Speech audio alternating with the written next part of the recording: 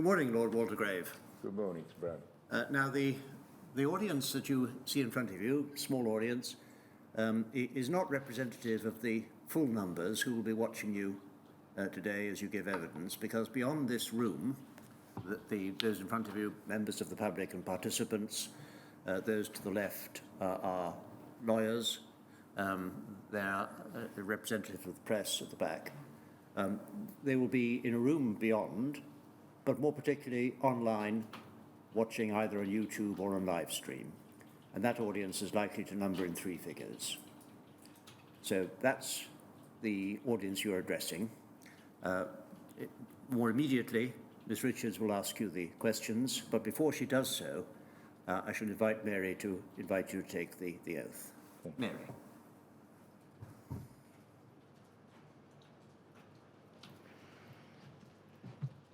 Please state your full name. William Arthur Waldegrave. Take the book in your raised hand and repeat after me.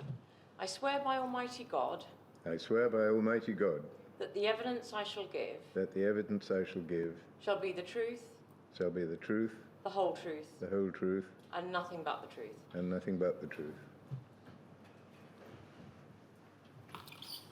Lord Waldegrave, we'll start with an overview of your political career. You became an MP in 1979, I think. Correct. And then you held a number of junior ministerial posts in the 1980s.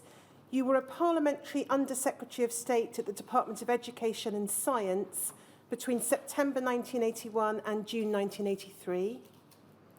You were a parliamentary Under-Secretary of State at the Department of the Environment then until September 1985. Yeah. You were then Minister of State at the Department of the Environment between September 1985 and July 1988. Yes. And then Minister of State at the Foreign and Commonwealth Office from July 1988 to the beginning of November 1990. Correct. You then became Secretary of State for Health on the 2nd of November 1990. Yes. And that was your first cabinet post. It was, yeah. And you remained in that position until the 9th of April 1992. Until the general election, yes. You then took up a role as Chancellor of the Duchy of Lancaster between April 1992 and July 1994. Yes. Then you were Secretary of State for Agriculture, Fisheries and Food between July 1994 and July 1995. Yes. And then Chief Secretary to the Treasury, July 1995 to May 1997. Correct. Thank you. You lost your seat as an MP in the 1997 election. I did. And you were then made a life peer in 1999. Correct. Now, I want to ask you, first of all, a little more generally about your role as Secretary of State for Health and the way in which the department was organised. You were, as I understand it, appointed following a reshuffle, or as part of a reshuffle, following the resignations of Geoffrey Howe and Nigel Lawson. Yes, it was the time of the crisis and the leadership of Mrs. Thatcher. And so you explain in your statement that because you weren't coming in as part of a new administration, there wasn't the full set of briefings that might ordinarily be provided. It was more an ad hoc process of being briefed about issues as and when they arose. Correct. When a minister comes into office following an election, so not as part of a reshuffle, but following the election of a new government, is there then a different process in terms of the information that's supplied to the new minister? Well, it makes a difference as to whether the new government is of the same party as the previous government, because then there is greater freedom to show the papers of the previous administration. But as I understand it, yes, there would have been, before the election, a process of construction of briefs on all the major issues affecting the department to present to a new minister. Because presumably the civil service will be able to prepare because they know an election is coming, whereas reshuffles may arise on a more ad hoc basis. Yes, and in those days, I hope it still exists, the convention was that during the period before an election, civil servants were allowed to talk to the opposition party to prepare, to ensure that they were properly prepared. Now, in terms of the other ministers within the Department of Health, the Minister of State for Health was Virginia Bottomley, from whom the inquiry has already heard. and the parliamentary Under-Secretaries of State were Stephen Dorrell in the Commons and Baroness Hooper in the Lords. That's right. And they were already in post under Kenneth Clarke when you took over. They were, yeah. Your statement explains that they would each have had their own portfolio of responsibilities. When you took over as Secretary of State, did you reallocate those responsibilities, or did they simply continue as they were? As far as I can remember, and I apologise, like others, for having very limited memory, I didn't change the portfolios. You had to go to Downing Street to have them approved. I don't believe I changed them. We've heard from others who've held the office of Secretary of State for Health that they had their own arrangements for regular meetings with the full suite of ministers. What meetings on a regular basis did you hold with your junior ministers? As far as I remember, there was a meeting called in acronym TOTO, top of the office, which would have involved the three permanent secretaries and the ministers. And then I believe I held once a week, at least, meetings of ministers as well. And as far as you can recall, were those top of the office meetings also on a roughly weekly basis? I think so, yes. There would have been circumstances when they couldn't have happened for one reason or another. In relation to the meetings which involved the three permanent secretaries, or those at permanent secretary level, would you have expected those to have been minuted?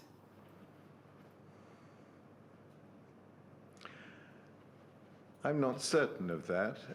I think my private secretary would have probably been present, but I'm not sure that they would have been formally minuted, no.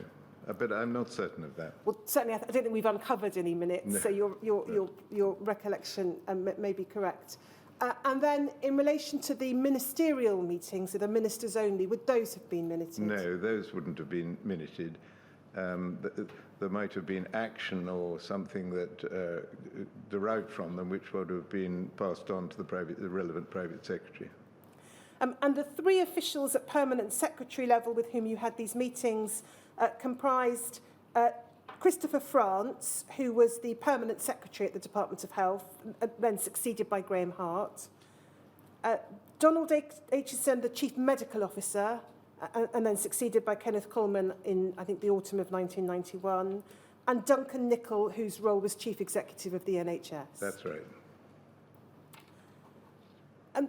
Can we look at just a passage in your statement when you talk about how information might come to you?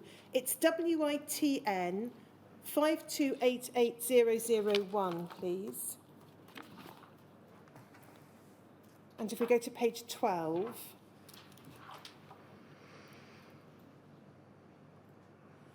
it's paragraph 2.9, bottom of the page and then over the page. You explain there the process by which information and issues would be brought to your attention as Secretary of State. So the first subparagraph explains that on policy areas on which you personally led, officials would put submissions directly to your private office if they required a decision from you.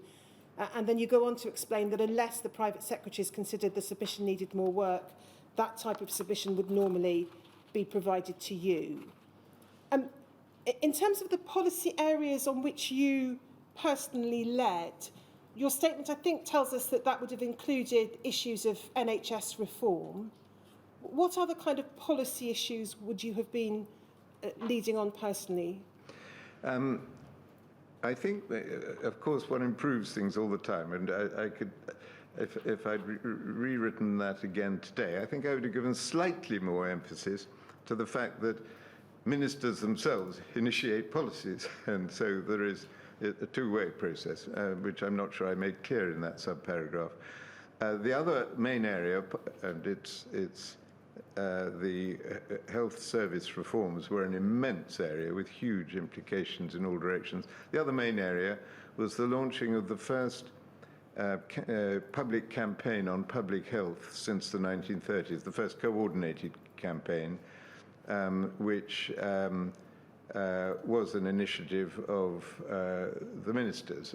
My own, and Virginia Bottomley was very very much part of that as well. And then subparagraph 2 explains that even submissions addressed to your private office might not have been shown to you, and that would depend upon an assessment by the private office staff. So is it right to understand that there's essentially a two-stage process? Civil servants, departmental officials not in the private office may have to take an assessment of whether they think something needs to go to a minister, whoever the minister might be. They will then provide that to the private office, and then there's a second filter, as it were, at that stage. The private office staff may exercise a judgment as to whether the minister needs to see that directly. That's correct. I mean, I think, again, private secretaries were always very high-caliber civil servants.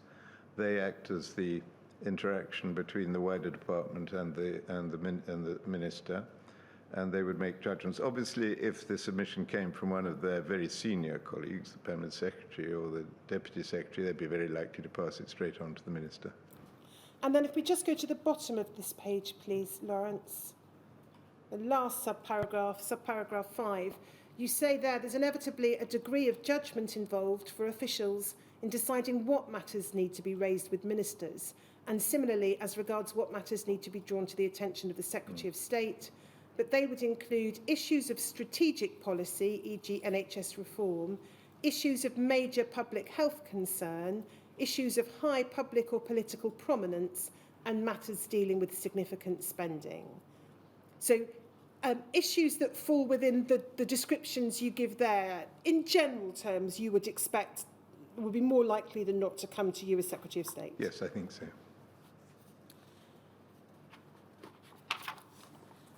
We can take that down, thank you. In terms of discussions with the Scottish Office, Northern Ireland Office, Welsh Office, and their respective Secretaries of State, insofar as matters relating to blood and blood products and their implications are concerned, your statement suggests, I think, that those discussions would mostly have been at official level rather than Secretary of State level. I think that's right, yes. I think in the fast-moving issue of the settlement of the litigation, it would certainly be at official level. There's evidence in the papers that I've been reminded of in later issues to do with the transfusion victims, where there was slightly more formal discussion. The situation on spending was that the principal negotiation with the Treasury on the spending round, on the PES round, would have been led by the Secretary of State in England after discussion, probably more detailed discussion at official level to ensure that the other countries were involved, but the preponderance of English spending would lead the decisions overall. And then that leads, I think, neatly to the relationship between the Secretary of State for Health and the Treasury. You refer in your statement, I don't think we need to put it on screen, to the annual spending negotiations with the Treasury. How, in broad terms, from your perspective as Secretary of State for Health, did that work? Well, I'm relatively unusual in that I saw both sides of this coin that way round, being a spending Secretary of State first and then Chief Secretary. There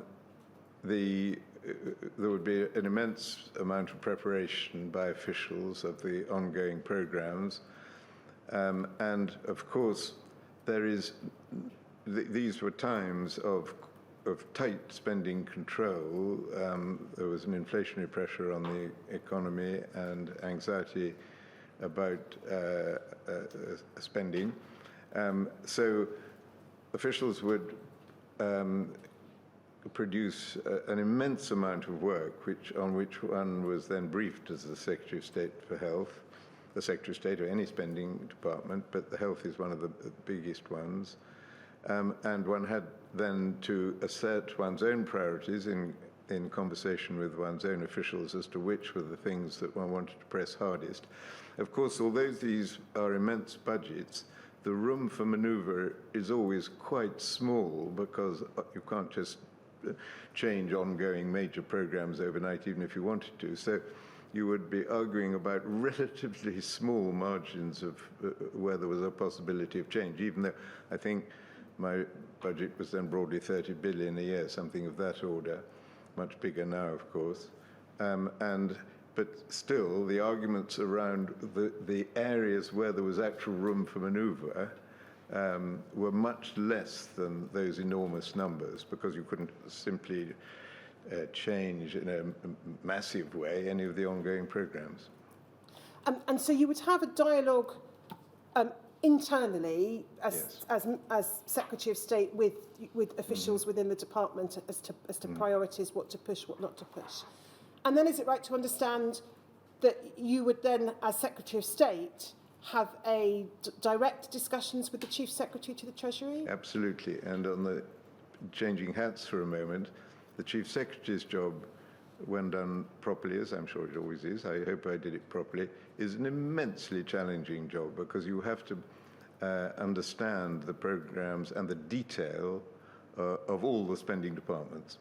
And you have to spend 2 days negotiating with the Secretary of State for Defence, followed by 2 days negotiating with the Secretary of State for Health, and you have to be as well prepared as you possibly can on both, and on all of them. Officials will have exchanged views beforehand. This is not a sort of negotiation where there's any point in surprising anyone. You're all part of the same government, so there would be no ambushes or cunning plans. Large parts of the programs would be acceptable and accepted and understood by both sides before you started the negotiation, but there would be sharp arguments if you wanted to expand your program in some area, or if you wanted to shift the priorities, because the other point was that the permission for expenditure, even within your budget, had to come from the Treasury. If something was saved, if something became less expensive, or you lowered the priority of it, you couldn't just pocket that and spend it somewhere else without permission from the Treasury. The Treasury is in charge not only of expenditure control, but also of resource allocation.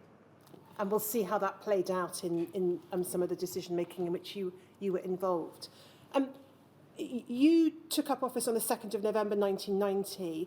When was the first time you, as Secretary of State for Health, engaged in this negotiation process with the Chief Secretary? Now, I haven't gone back over all those papers, but I would have inherited an expenditure agreement achieved by my predecessor for that year, because they normally took place in the autumn, in the early autumn, at the best ground.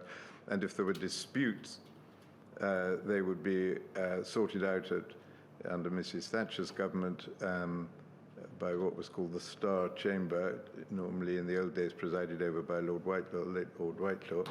Under Mr. Major's government, a very powerful committee on which I served after the election, called EDX, which sorted out disputes.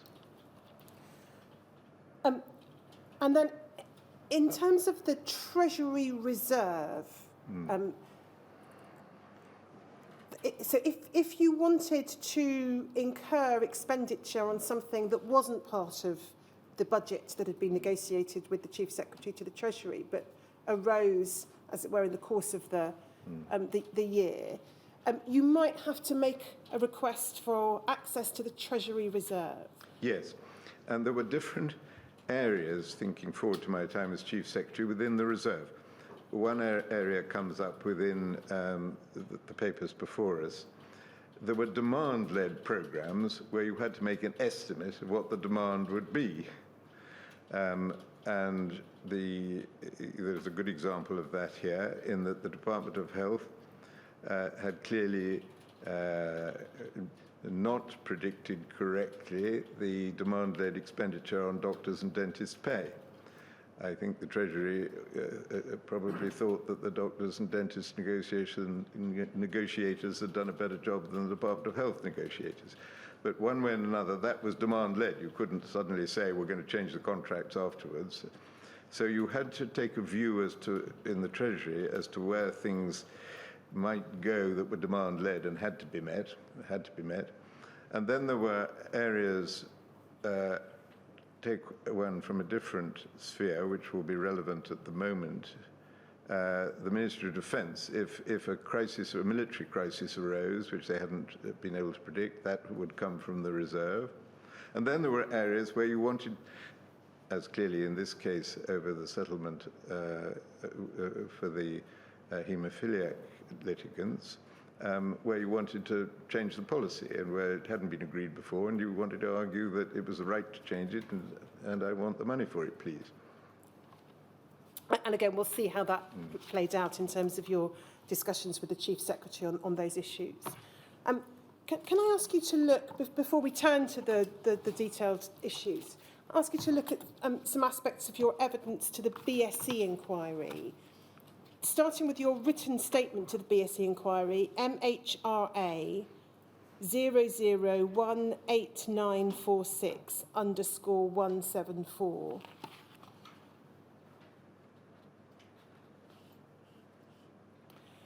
Now, Lord Waldegrave, I'm not going to be asking you about anything to do with the detail of the Bse Inquiry or the decision-making in which you were involved relevant to that inquiry, whether as Secretary of State for Health or at the Ministry of Agriculture, Fisheries and Food or elsewhere. But there are some general observations you make about the role of the Department of Health, and I just wanted to pick up on those, if I may.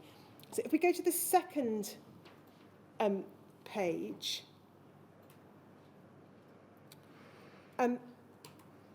paragraphs 4 and 5, and again, obviously, the background to this is you are talking about BSE-related policy, but you say this in paragraphs 4 and 5.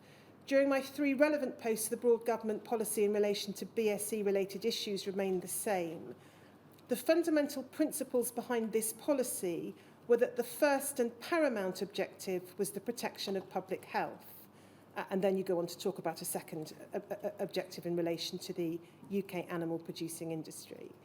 And then in paragraph 5, you say this: in taking action to implement this policy, it had been decided that action must be based on the best available scientific advice. The best available scientific advice necessarily includes an element of risk analysis and assessment. And then you go on to describe how a number of bodies were set up to assist the government, upon whose advice the government relied. And then bottom of the page,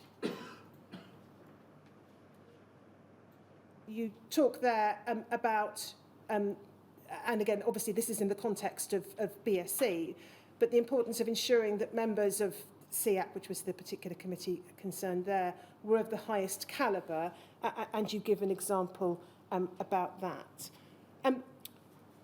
Now, just if we can just have that page back on screen. More generally, and whether by reference to your time as Secretary of State for Health or more generally calling upon your overall experience in government, what was the role of expert external advice and the importance of expert external advice? Well, in virtually every department, there are relevant experts who have to be consulted. It's a long-standing and fascinating study, the study of the relationship between scientists, economists, statisticians, other experts, meteorologists, the whole range of expertise, and policymakers.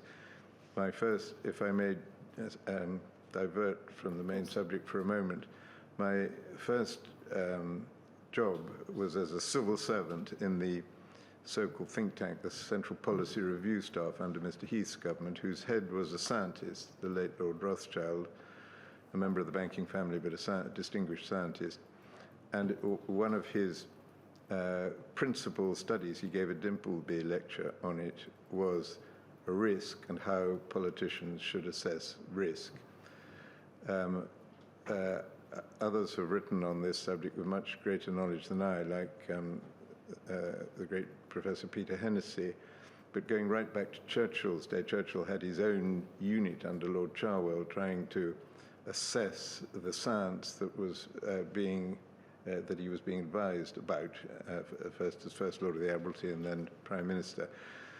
The subject of how ministers should deal with expert advice is a continuing one and a fascinating one. We've seen sharp examples of it in the last 3 years.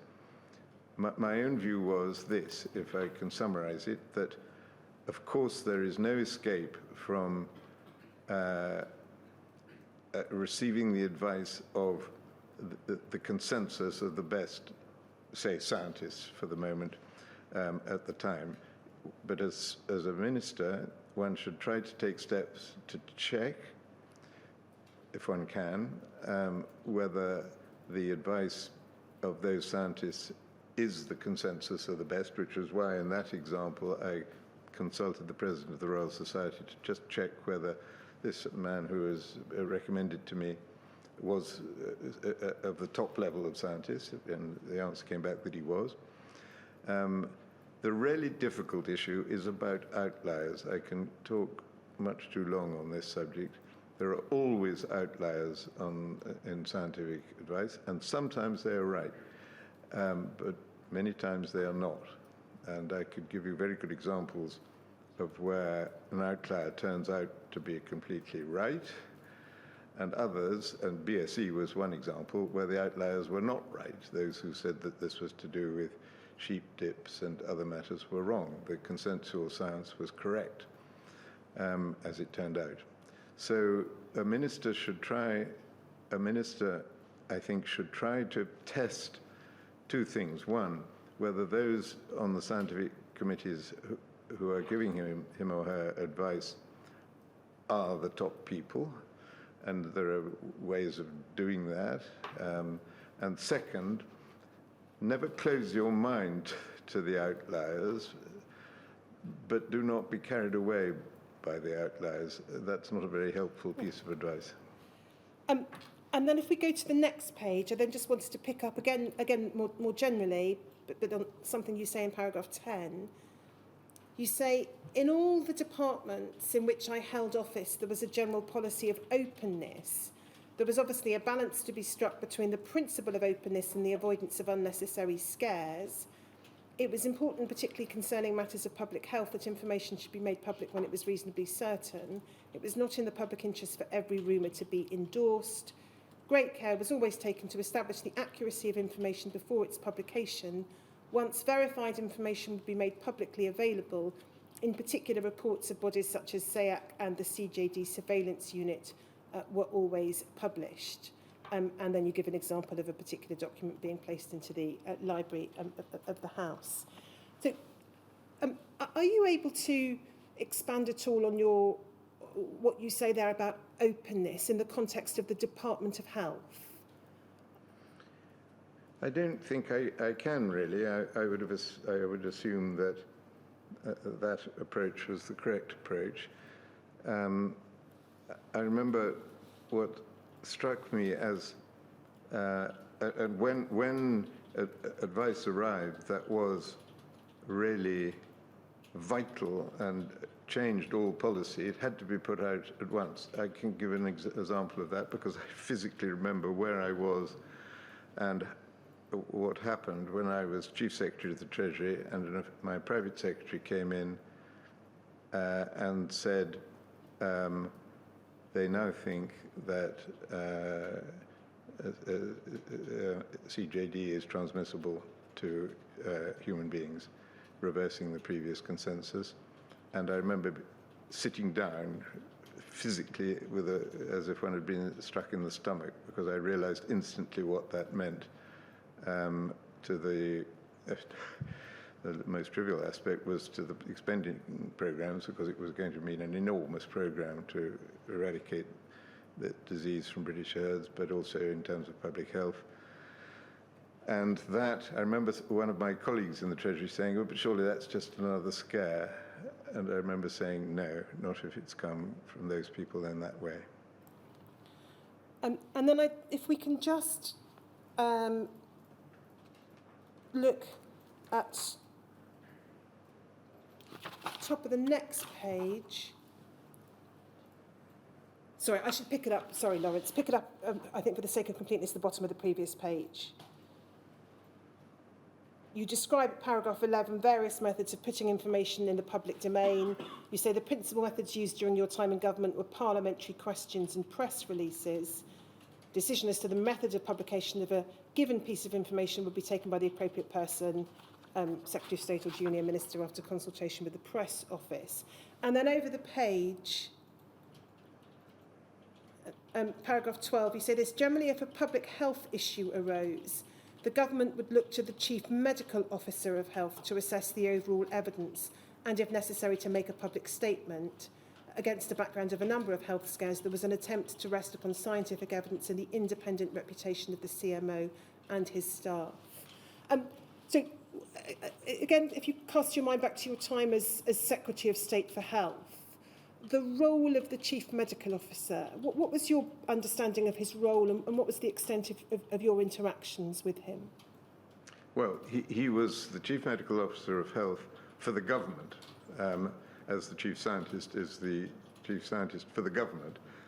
Obviously, he's located in the Department of Health because the Department of Health leads on public health. So he was as reflected by his rank and the distinction of many of the people who worked for him, who were senior people in their fields. He was the principal independent advisor to the Secretary of State for Health and to the government on issues of public health. And it would appear from what you've set out there, the reference to the Chief Medical Officer making a public statement, that a part of the Chief Medical Officer's role, at least at the time you were in government, was, where appropriate, to provide information to the public on matters of public health. Yes, and my belief was, and still is, that in those days at least, I hope it is still the case, that the Chief Medical Officer and the Chief Scientist had, as it were, a separate accountability to the public, apart from their political accountability. If they said something they believed, if they wanted to say something in public about public health, it was not for the government to overrule them. Now, the government could argue and say, oh, sure, and this is going to cost a lot, and so on and so forth, but they had a professional duty, those people, to say what they believed to be true. And this could sometimes, may I give an example from my previous incarnation in the Department of the Environment? There was the Chernobyl accident. Now, this was not actually the equivalent person, in a sense, but he reported, I think, to the Chief Scientist, but he was called the Chairman of the Radiological Protection Board, and he gave advice about the safety of radioactive matters to the government, but to the public. He went on the lunchtime radio and was cross-examined by the late Sir Robin Day, and he gave reassuring advice. And this was his advice, not interfered with by the government. He said we shouldn't worry about this. So Sir Robin said this is an example of how risk is differently assessed by different cultures. Sir Robin said, so there will be no deaths. Oh yes, there will be some deaths, said the scientist. Between a quarter and a third of people die of cancer, and there may be some 100 or so extra deaths. 100 extra deaths, said Sir Robin. So it was rather a good example, that, of how ships could pass in the night. A scientist talking correctly about risk may be seen by a journalist as saying something very different. Is that a crisis or not? I just give that example because I would not, as the relevant minister in the Department of the Environment, have tried to interfere with what the Chairman of the Radiological Protection Board said on that matter. And then if we can just pick up a handful more points from your oral evidence to the Bse Inquiry. MHRA 0035160_032, please.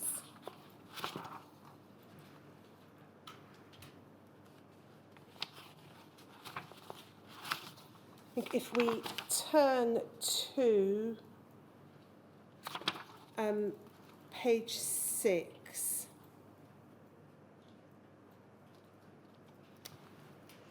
And perhaps go to the bottom half of the page.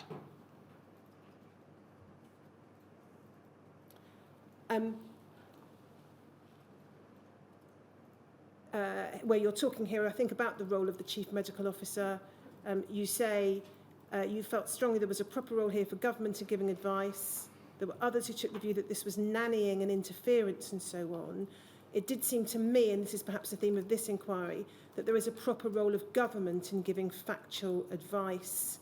And then you talk about how others may characterise the advice in different ways. So there's the role that you've just alluded to of the Chief Medical Officer or the Chief Scientific Officer or other experts with their own professional obligations to the public.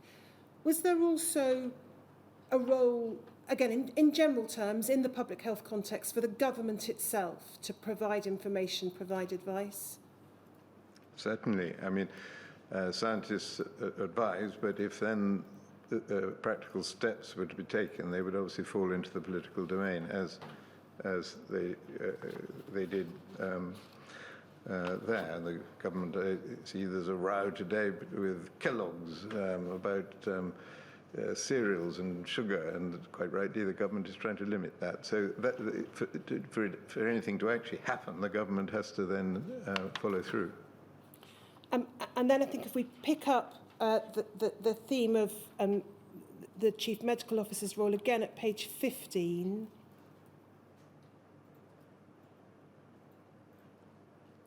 If we can start with the top half of the page.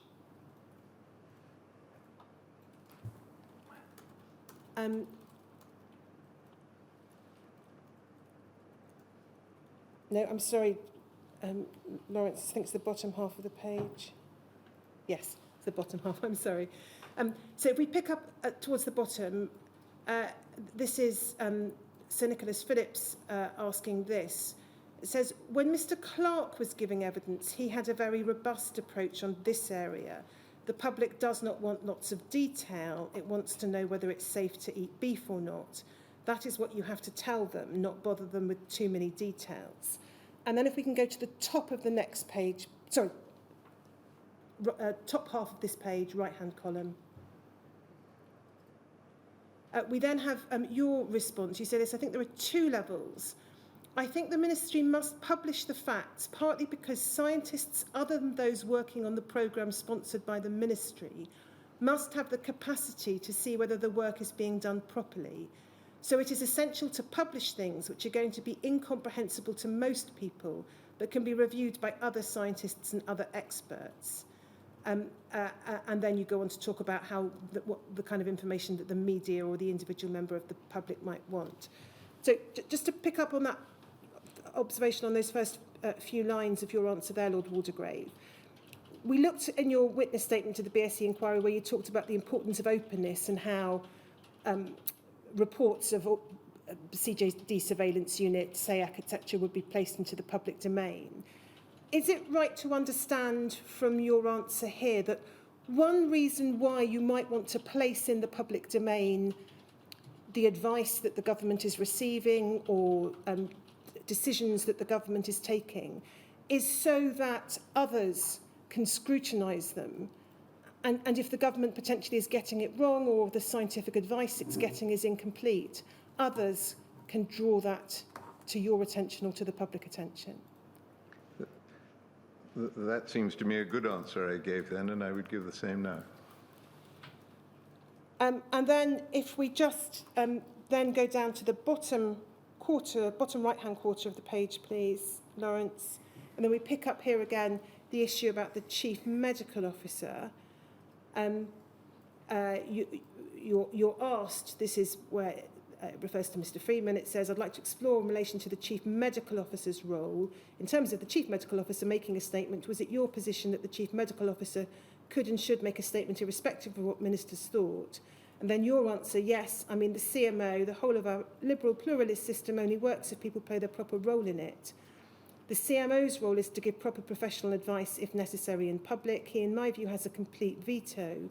There is no government minister, no prime minister who told the CMO is going, on top of the next page, thank you, to contradict public opinion on this, would do other than to say this is a serious situation. I think public advice on this. So public advice on this would do other than to say this is a serious situation, and we must now, the CMO cannot be prevented from saying what he needs to. So that, I think, reflects what you said a few minutes ago about the importance of the CMO or others occupying similar roles being able to say what they think publicly without government interference. Correct. And then if we could go to the bottom of half of the page, please. Lawrence, if we could have the bottom, both sides of the page, please. Thank you. And then we can pick it up, to start with, on the left-hand side towards the bottom of the page. Mr. Freeman says this: I'm wondering to what extent, Mr. Waldegrave, you were in a position to assess the scientific statements underlying. You say I'm in no better position than any other layman. And then on the next side of the page, you say this at line 3: I do regard it as the proper job of a minister, and I'm sure Stephen, I think that's Mr. Dorrell, does too, to try and test the advice you were given. As an amateur in the history of science, I'm well aware of the fact that dissident scientists sometimes turn out to be right. You have to try and judge whether the advice you are giving, whether there is a serious body of outlying opinion which takes a different view, and as a layman you're then in grave difficulty. And then goes on to a philosophical discussion which I'm not going to touch on, Lord Waldegrave. But the role of the minister in testing and challenging potentially the advice that was given, that's an important part of the minister's job, is it? Yes, it is, in my view. As a matter of fact, do you recall any occasions during your time as Secretary of State for Health in which you did test or challenge the advice of the Chief Medical Officer? No, I don't. I mean, I do remember the Chief Medical Officer giving me a very alarming account of how he thought HIV/AIDS was going to spread very much faster than others at that time were predicting in heterosexual communities. I would have not contradicted him on that. I think in that, thank goodness, in that respect, he turned out not to be correct. But I wouldn't have taken upon it myself to have criticized him. Now, if he had come forward with some challenging new view, I would have asked for the evidence and argued with him, but it was there's 2 points. One, you can test him or any other scientist, and as a layperson try to convince yourself as whether they know what they're talking about, but with great humility if you're a layperson. The other point is that the CMO has his own statutory right to say what he believes, in my view, he or she. Just before we turn then to look at the decision-making in relation to the settlement of the haemophilia litigation, so Lawrence, we can take that down, thank you. I think in terms of the broader political context at the time you took up your role as Secretary of State for Health, you've identified, I think in your statement, I don't think we need to go to it, 3 particular broader contextual matters. The first was the Gulf War. Yes. Now, I think, been heavily involved with work in relation to that at the FCO. But when you moved to the Department of Health, to what extent in those early months was the Gulf War an issue for you? It was an issue. You're quite right. I'd been literally working 24/7, sleeping in the office and getting not very health-giving breakfast from the Metropolitan Police delivered in, so that I'd been working around the clock on the chairing on many occasions the preparations for War Committee and so on. When I arrived at the Department of Health, I remember, I must be a little careful what I say, a presentation by experts the meeting began by the scientist concerned saying, "I am the person who's come to make your flesh creep."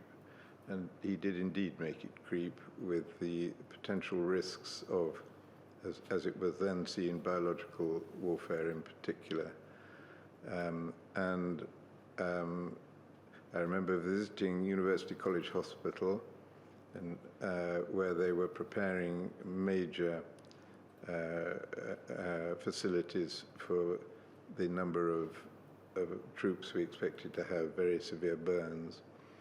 Now, happily, from the British point of view, the Allied point of view, those things didn't come about at that level.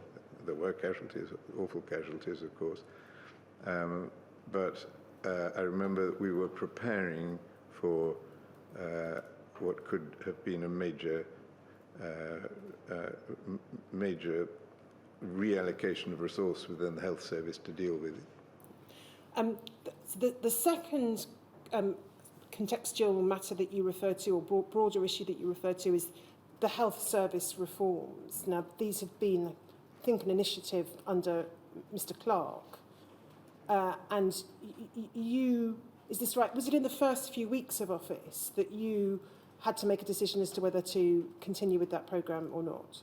Yes. When, to my astonishment, Mrs. Thatcher appointed me as Secretary of State for Health on the afternoon of that Friday, she said to me, "Kenneth has stirred them all up. I want you to calm them all down." She then made it clear that she wanted me to review the radical changes that had been designed by Mr. Clarke and others, which established the purchaser-provider split and so on, and the establishment of hospitals as hospital trusts independently of the central, managed independently of the central health service structures. She asked me to review all that, and in a very short time, I had to cross-examine.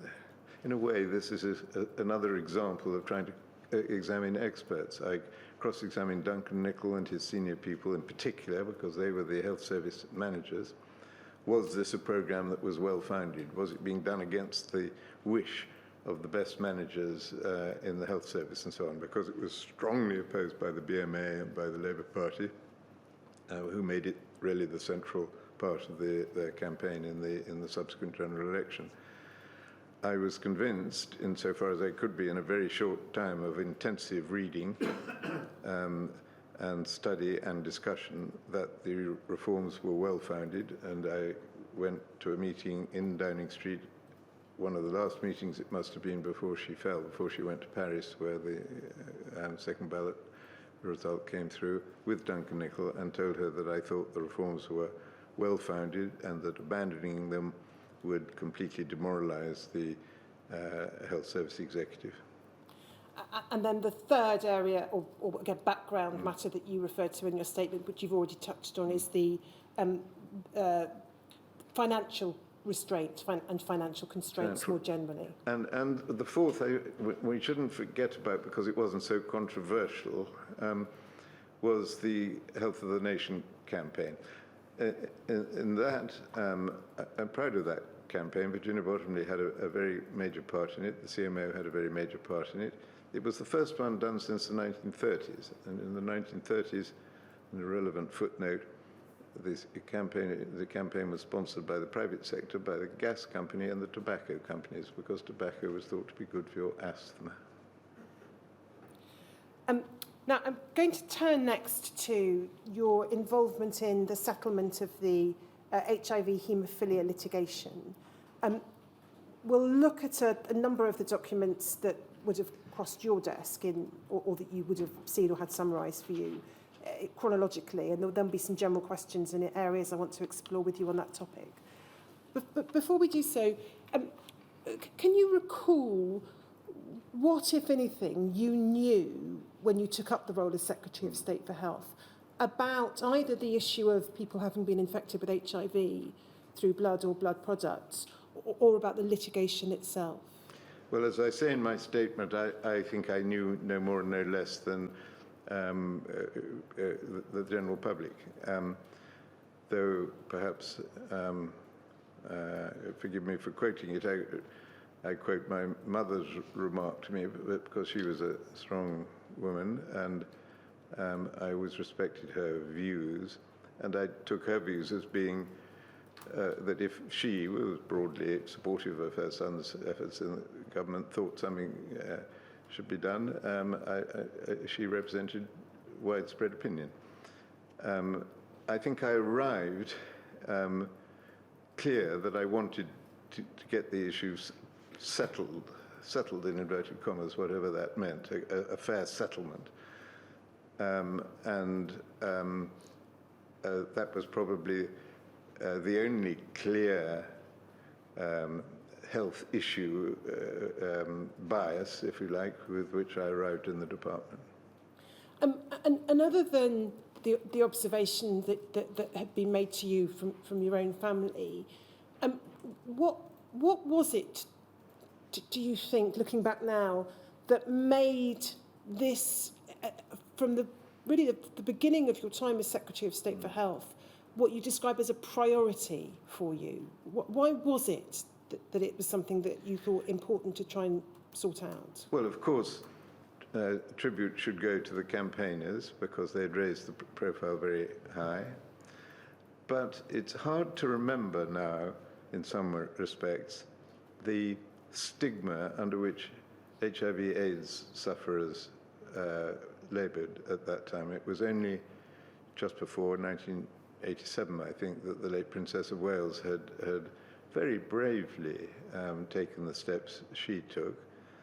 The stigma was very profound. So it wasn't only the horrible disease. It was the social and other pressure on those people, and the if I may, I mustn't. My officials in the Foreign Office said, "Please, no more anecdotes, Minister." But if I may tell one more. I'd had a colleague in my previous department who had died of HIV/AIDS. We of the younger generation knew that he was homosexual and knew that he had died of HIV/AIDS, but it was absolutely suppressed by his older colleagues and by his family and friends. Such was the stigma. This was a disease that created fear in a way that's now very difficult to recollect. So that I do think that provided a different dimension for this particular horror. There were other horrors, and always have been and always will be, of medical things that go wrong. This was on a big scale, and the social and other context of it made it, in my mind, unique. If we just look at your statement, WITN 5288001.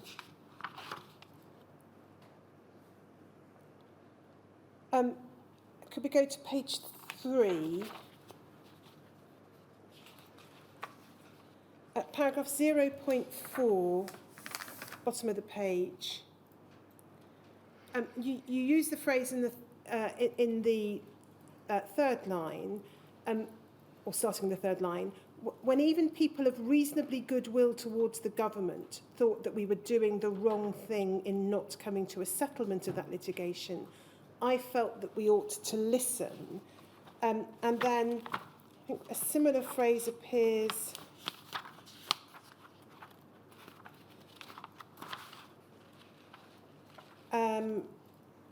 if we go to page 28,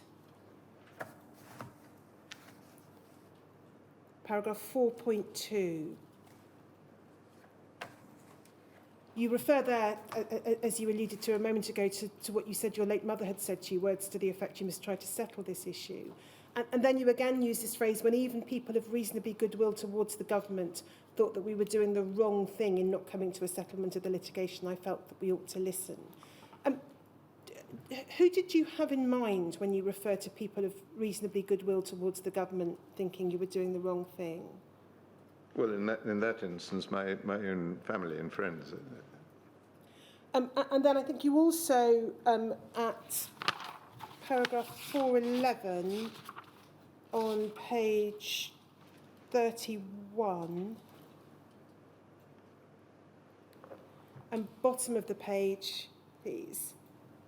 It's just the last 3 lines. You say this, I think I independently remember a preference for settlement was also the opinion of the CMO, Sir Donald Aitchison. He was a man whose moral compass I remember quickly coming to admire. So you have, I think, a recollection then of settlement being the preference at least of one of your 3 permanent secretary level officials. I think that's right, though I can't find anything in the papers clearly to state that, but I think that is right. So if we then pick up the documentation at DHSC 0004365_008.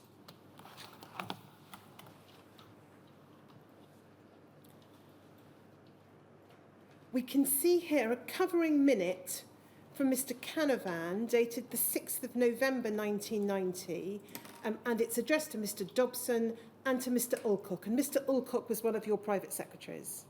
He was my principal private secretary at that point. And we can see it says HIV haemophiliac litigation as requested. I enclose briefing material on this issue, and then there's 4 items listed: a general background note, key facts, a copy of earlier submissions to your predecessor, and then item D, present position on litigation and the campaign for a settlement.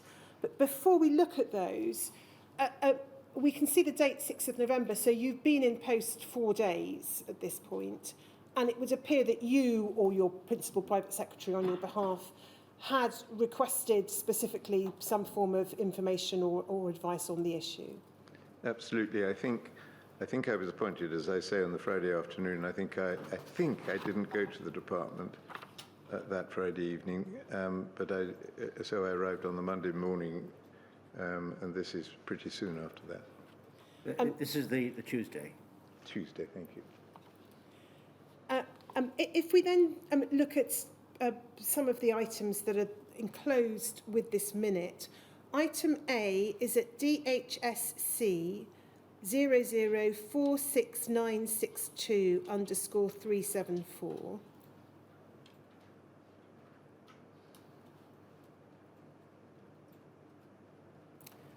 This is headed HIV haemophiliac litigation general background note. I'm not going to read through the first page, but we can see the headings refer to background to haemophilia, and then we have self-sufficiency in blood products, and then haemophiliacs with HIV, and the very last sentence explains that the main court hearing in relation to the litigation is set for March 1991. If we go over the page,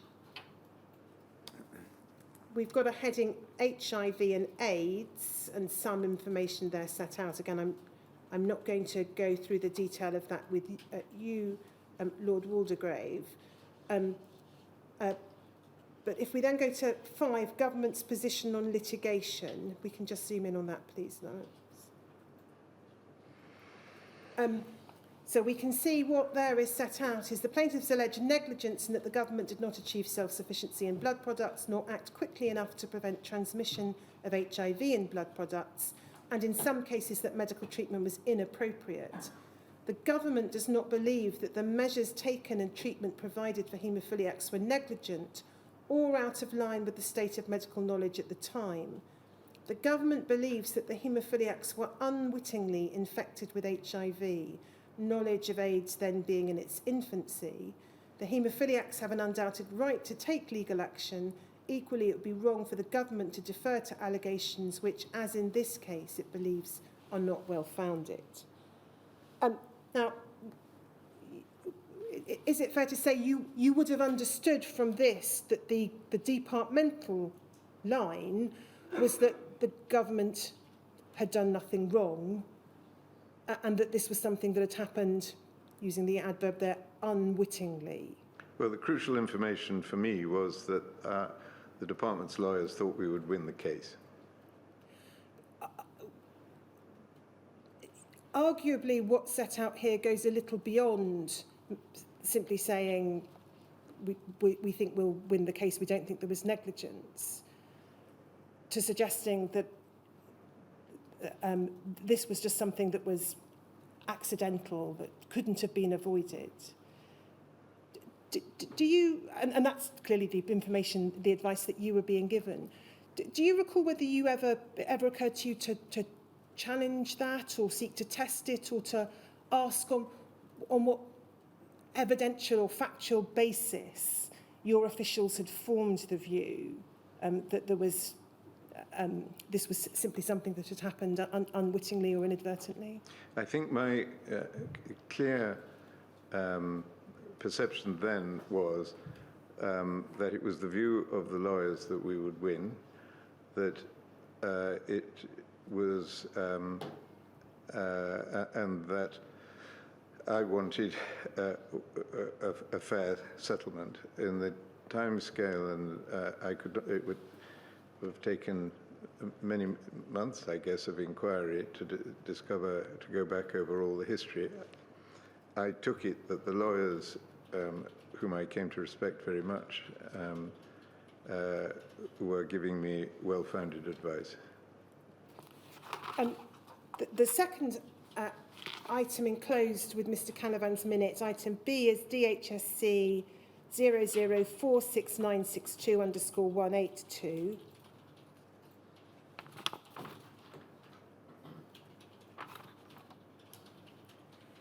The first, it's headed Key Facts. We then have some information about numbers of haemophiliacs involved, the McFarlane Trust, and the costs of litigation. If we can go over the page, we see here set out HIV haemophiliac litigation, possible repercussions, and then a number of repercussions, and then set out, first of all, under the heading, if DHNHS liability established or implied, knock-on effects for those infected with HIV through blood transfusion, with hepatitis through blood products and blood transfusion, number not known. And then paragraph 2, 3 and 4 then talks about wider implications. And then if we see the heading, if case settled without admission of liability, the repercussions are said to be: 1, direct encouragement to other groups to start action linked to media campaign in any circumstances in which they're harmed as a result of NHS treatment. 2, weakens government's ability to resist pressure for a scheme of no-fault compensation for medical accidents. 3, increases pressure on government to compensate on no-fault basis for other kinds of disaster. And then there's a heading, in either case, increases sense of unfairness to any groups not benefiting. 2, directs resources from other NHS patient care. We can just go back to that whole page, please, Lawrence. Lord Waldegrave, again, I'm conscious, obviously, you're looking here at documents that would have passed your desk decades ago. But do you recall what your thinking was, or do you know what you think it would have been on the issues that were being set out here in terms of repercussions, and how you weighed those matters? Well, in a sense, this goes to the heart of the decision-taking that I made. There were obvious issues of precedent and so on, which it was the department's duty to raise. One argument, I think, is wrong there, and I say it's wrong in a subsequent submission to the HS committee of the government, a very senior committee, when we are discussing the matter of no-fault compensation. I thought that a sensible and fair settlement in a case like this actually strengthened the case against no-fault compensation. It showed that in exceptional cases the government would listen and take action. So I think that's a poor argument. But I would have read these papers to get a general background and what the department's position was.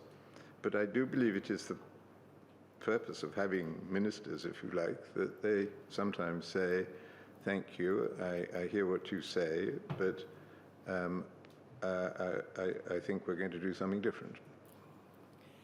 And then Item C in the minute referred to by Mr. Canavan. We don't need to put this on screen, but I'll just read out the references for others' benefit. It's DHSC 0046964003, DHSC 0004360_147, and WITN 52888009. And DHSC 0046962_186. Now, I'm not going to take you to those, Lord Waldegrave. They are submissions that had been provided prior to you becoming Secretary of State, which were sent to your office again, so that you could see what had been said to ministers previously. They enclosed, and the references I've given encompass this, the trial judge, Mr. Justice Ognall's statement or intervention, and views of regional directors of health. We've looked at those with other witnesses, so I'm not proposing to take you to them, but you say in your statement that you think that you would have read those and attached some significance to them, I think. I certainly would have done, particularly Sir Harry Ognall's intervention. And indeed, I think the proof that I was struck by that was that I requested that he was given advance notice of the action we took in due course, for which I got a courteous letter of reply from him. The lawyers, as I say, I came to regard our lawyers and their account of the lawyers on the other side with great respect. They were slightly astonished by Sir Harry Ognall's intervention, but he was taking a sort of a common sense position. It wasn't a legal position, really. If I may go off the track for a moment, there's an obituary in the Times today of a very fine lawyer called James Evans, who was the lawyer for the Sunday Times when the Sunday Times was campaigning on thalidomide.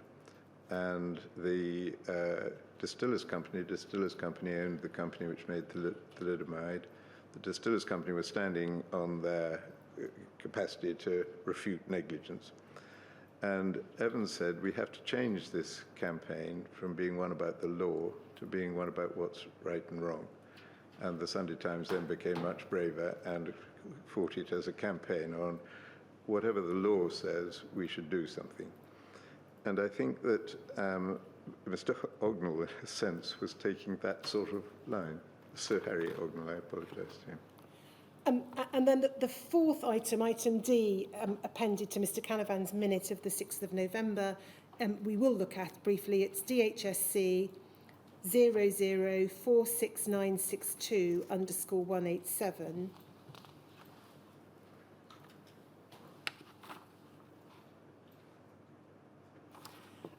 So this is an update on the present position on the HIV haemophilia litigation. Under the heading Court Proceedings, I don't need to read through it, but it's a summary of the position relating to the proceedings. There's then an account of the position regarding public interest immunity, which had predated your time as Secretary of State. And then we see the heading Parliamentary Activity. Over the past year, there have been 3 adjournment debates on the question of compensation for haemophiliacs with HIV. The Hansard account of the most recent debate on the 15th of October is annexed. In addition, the Haemophilia Society has organised a write-in campaign to increase pressure for an out-of-court settlement of the litigation. It is possible that the opposition will seek to increase the pressure by initiating a supply debate on the matter shortly after the start of the new parliamentary session. Now, just pausing there, is it right to understand that the again, as part of the context with which you were in which you were operating, there was the campaign through the Haemophilia Society and indeed through various newspapers, but there was also intense parliamentary interest by this point in time on this issue. Yes, there was. And of course, going some way back, was it 1987, I think, the government had accepted this as a special case by setting up the Macfarlane Trusts in the first place, so that in one sense, the concept of a ring fence around this group had already been established. And then if we go over the page, we can see reference to the bill, sometimes referred to as the Rosie Barnes Bill, Yes. or otherwise Harriet Harman, a no-fault compensation bill. There's then a description of the intervention of Mr Justice Ognall. I'm not going to read through that.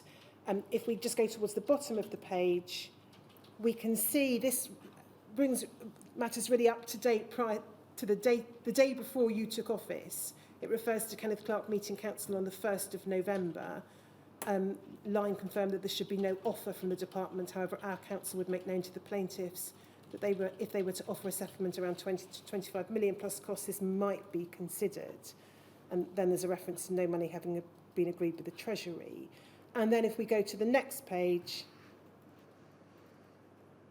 Council's opinion on legal defence. The latest opinion from Council given last week is that the government defendant should be able to defeat the plaintiff's claims. However, they cautioned there are a number of areas of risk, and therefore it would be unwise to proceed on the assumption that all the plaintiff's claims will certainly fail. So you would presumably have understood from this that although the advice that you were being given was that it was likely the defendants would succeed in the claim, it was by no means certain that the defendants would succeed in. Yes, there were two categories. There were the negligence claims which were going to be carved out, which and had to be settled separately. And I remember I think it's in the papers, I mustn't say I remember from the papers, I don't have a direct memory, but it says in the papers that I think Justin Fenrick's view was that we had a 1 in 3 chance of winning, although he thought himself, if you added up the different items, it was a 1 in 6, 1 in 3 chance of losing. It was actually a 1 in 6 chance of losing. And then just one more... Just one more point on that. It was notable that the explanation, the common sense explanation of Sir Harry Ognall's intervention was that the claims were mostly going to fail.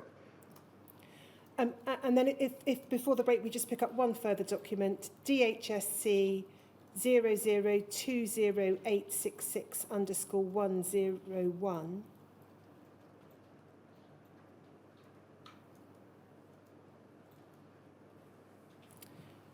This is a minute from CP Kendall to Mr Brownlee. Am I right in understanding those are two, as it were, finance divisions within the department? I'm afraid I can't remember directly. In any event, this is not a document that would have come to your private office, and so not a document that you are likely to have seen. But we can see it's dated the 8th of November, and it refers in the first 2 paragraphs to what appears to have been a meeting on the 7th of November. I mentioned to you that Mr Waldegrave was briefed on the Hemophiliacs with AIDS issue yesterday. There was, I think, little formal difference between his line and Mr Clarke's, that it would be sensible to reach a settlement with the plaintiffs if that can be done at acceptable cost.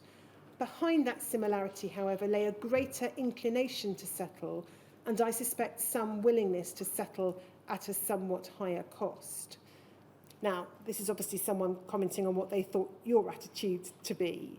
And you may not be in a position to comment specifically on Mr Clarke's.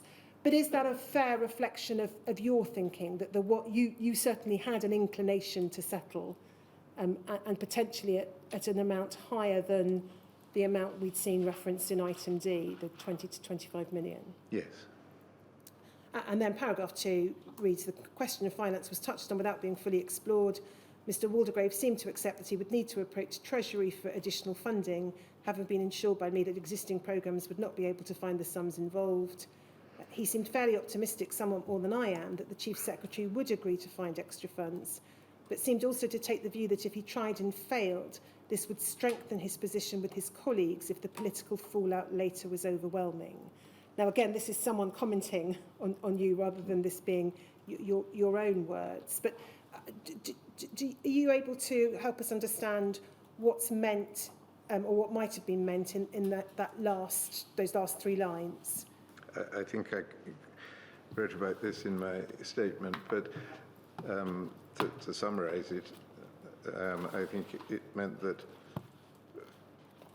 if the government proceeded not to pursue a settlement and then changed its mind later, I wanted to be able to, because I hadn't been allowed to have the money or the permission to do it, I wanted to be able to say, when they changed their mind, subsequently told you so. That may not be very sort of admirable, but I think that's what I meant.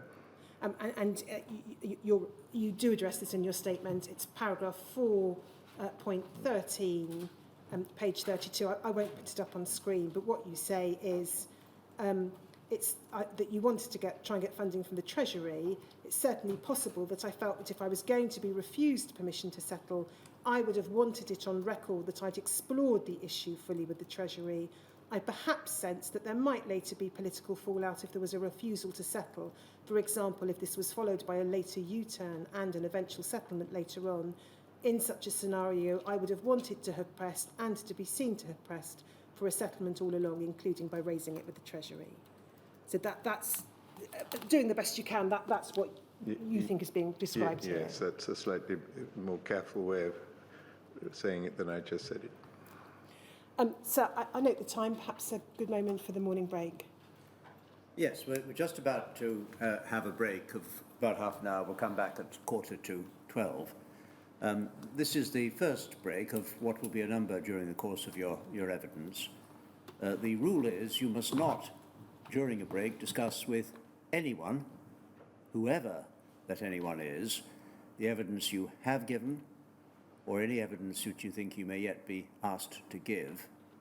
At least you can discuss it after the conclusion of your evidence, but not during it. But you can talk about anything else you like. Thank you. 11:45.